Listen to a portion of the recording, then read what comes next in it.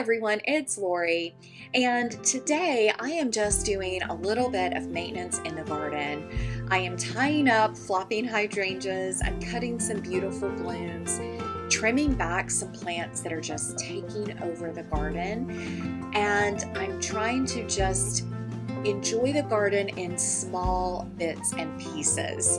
So late July is probably the hardest month for me as a gardener because in Zone 7B, outside kind of the DC, Baltimore Harbor, the East Coast area, we just get unbearable humidity this time of year. It does not stop at night or early morning. So even though I try to get out early to beat the heat, the humidity is over 90% and it is just really hard to work in. But this time of year in my zone, we get huge downpours, sometimes in the evening. And the plants have just been succumbed to heat and humidity all day. And while the rain soaks their beautiful roots, it causes the blooms to flop and it causes breakage. And so over the years, I've learned to really make sure I put sturdy plants in my garden. That's one way that I'm addressing the natural weather that we have in this area. So one of those is this actually new hydrangea. While she flopped a little this year, this is the Quickfire Fab, excuse me, it's the Quickfire Fab. And this hydrangea is known to grow really tall and to be sturdy and not flop. Now it's a baby this year, it just was planted, and so I was able to cut the underneath blooms. I'm going to put those in an arrangement inside, so that's a plus. I did tie up the larger blooms just so that we can see them in the garden and really enjoy them. Now I do have some other hydrangeas that I'll talk about in another video. I have 3 limelights. And unfortunately, while they're stunning, they really are not a great option in my area. So if you're in Zone 7, 7B, 7A, 6, let me know how you manage your limelights. In my area, while they're tall and gorgeous, and I have pruned them over 4 years, they're really sturdy. As soon as we get a downpour, they just collapse. So I think this year I am going to transplant those. They're big, but I'm going to move them to another spot in the garden. I also may even see if my dear neighbor would like to have them in a spot where it won't matter if they flop over. But my garden is small and compact, and I really want things that are going to withstand our weather. And there's some new hydrangeas on the market that I'm going to consider. So let me know if you have grown the Quickfire Fabs. If you've grown, I think there's a phantom hydrangea. If you've had luck in an area that gets those aggressive downpours with the hydrangeas not flopping, I would really love to hear about it. I also want to get my hands on the new storm cloud hydrangea because while it's smaller, it is like storm proof. So I'm going to look for those. I probably won't be able to get them until next year. But it's just one of those things that I don't want to be frustrated in my garden, I want to enjoy it and I want to see those beautiful hydrangea blooms standing up tall. So that's just one little minor stress in the garden right now, but otherwise it is full summer, full blooms. The dahlias are starting to pop and I'm just really enjoying it. So, despite the weather and despite some of the challenges that we may have in our gardens, it could be easy to get frustrated. And I know for me, sometimes there's things that don't thrive. You're going to see an example of that in just a minute. But it's important to just get out there every day, tend the garden, work the garden, and learn from what's working and what's not. I think that is a motto that my parents taught me, is just to continue pressing forward and to learn from your successes and your failures.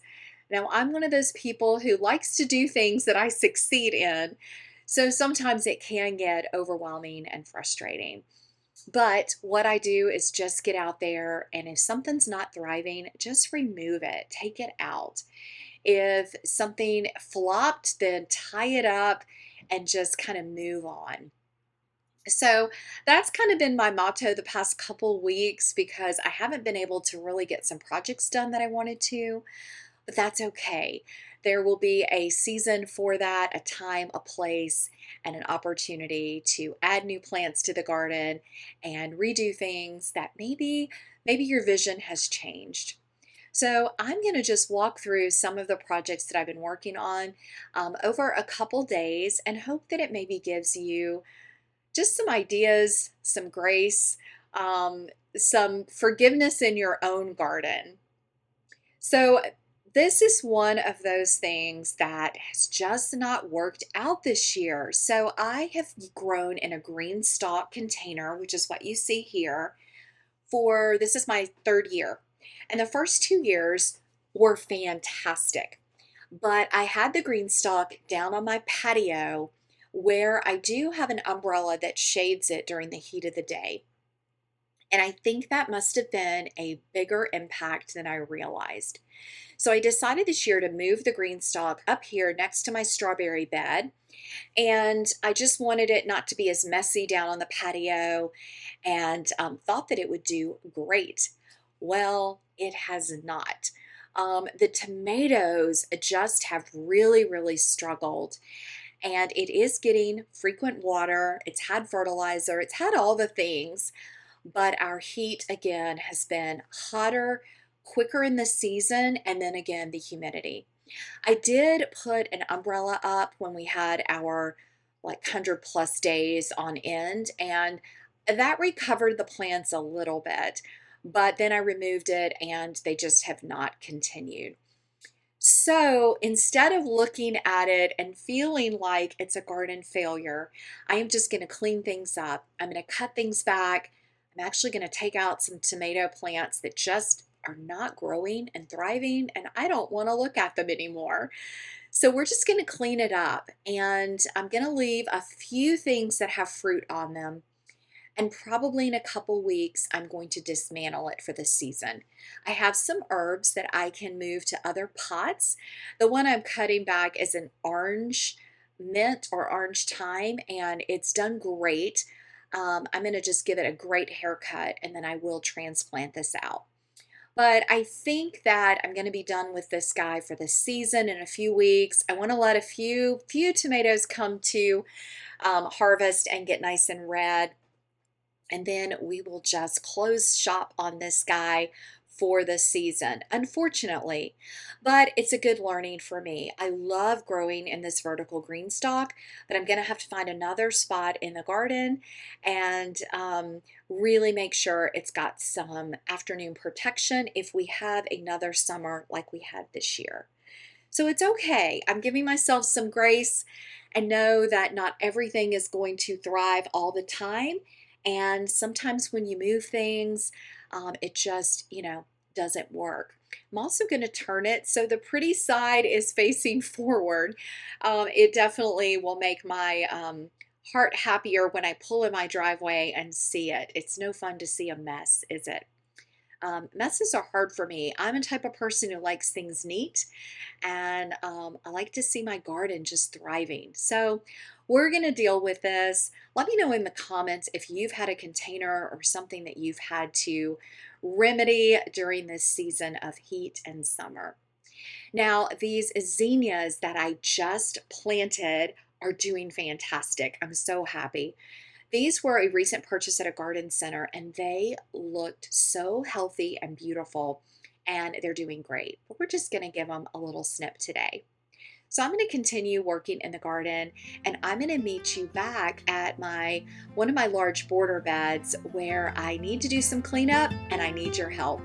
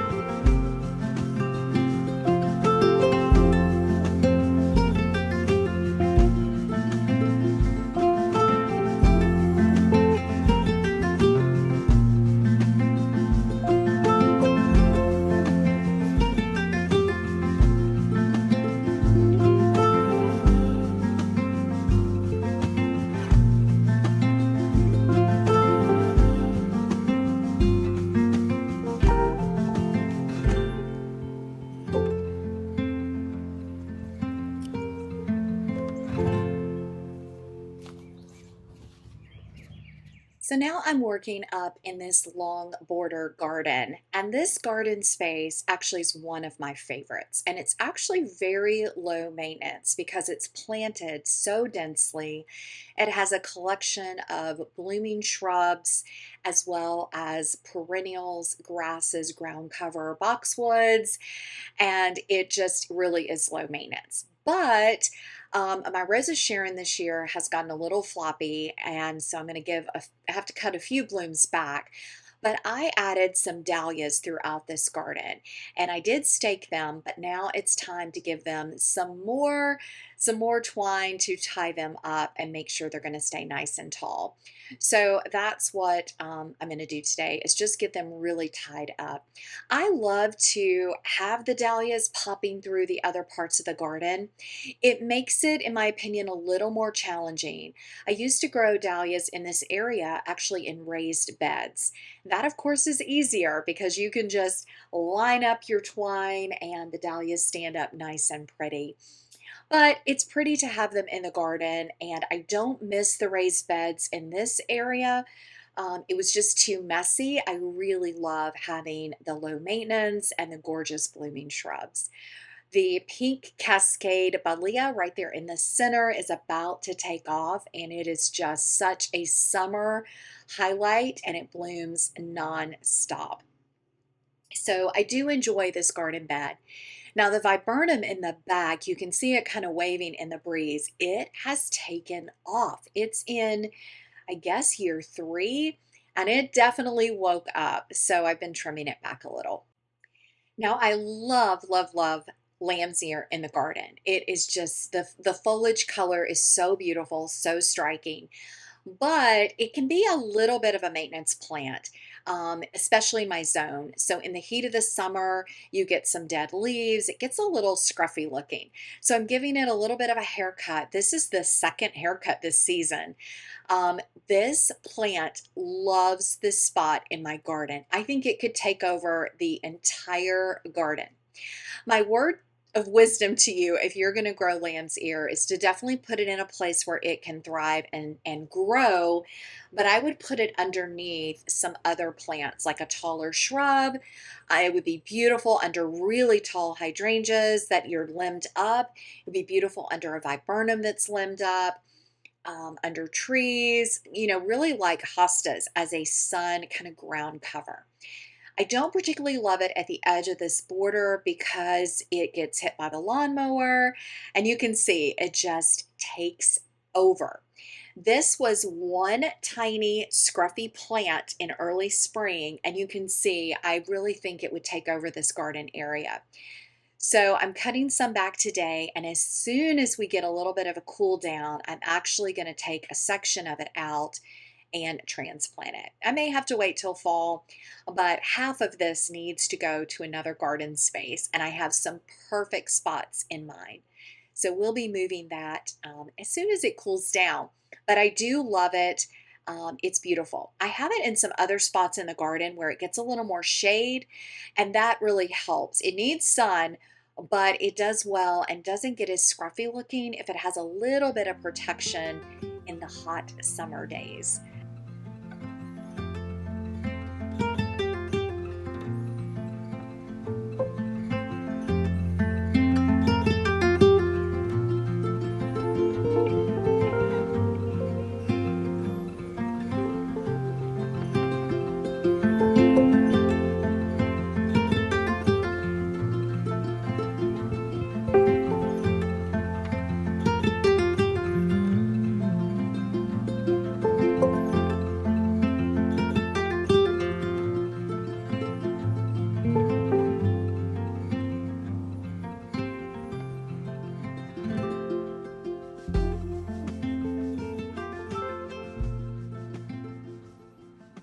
Well, the humidity has definitely it's kicking this gardener out of the garden, but it was good to just spend some time in this space, tweak it a little bit, and I just wanted to show it to you in its full summer with all the gorgeous colors. Now, the reason I'm standing here is the change that I want to make is I would love, I wish when we'd put this sidewalk in that we had thought about having a border for plants. I would have loved to have filled it with lavender or cat's mint or something along the border. But now that we have all the grass, we have grass in between, just doesn't make sense. But what I think I could do, and I think it would really bring this space together, is plant a border along these edges. Now, I would leave an opening right at the boxwoods, but I definitely feel like I need a clean edge along here. So I think there's a couple options that I could do. I would love to do the larger catmint. I think there's the Johnny Walker, gets taller. You do have to shear it back once, but in my area, they have it in our downtown area and it is stunning. So that could be one option. Let me know what you think if you've grown that and how it would do. Now, it's not going to provide winter interest. The other option is I go in with some low hollies like I put in my front bed.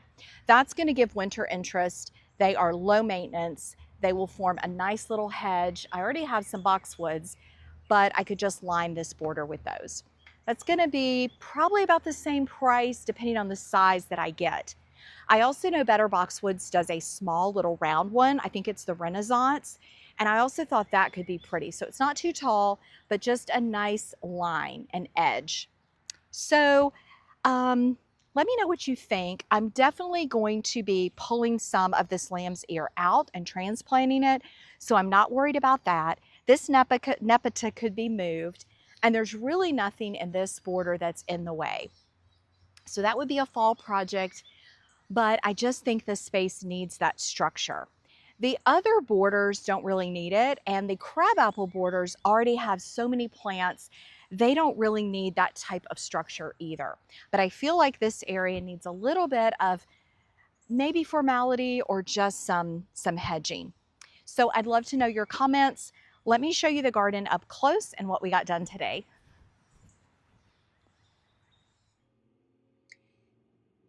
So it felt good to get out, cut back the dahlias, make sure they're all tied up today. I checked on all of them in this long border. You can see how incredible they're doing this year. I'm really, really happy with the dahlias in the long border.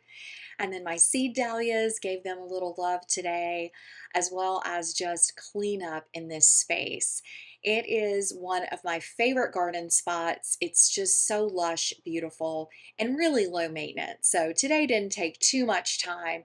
I still need to tackle those flopping limelights, but I'll get to that really soon.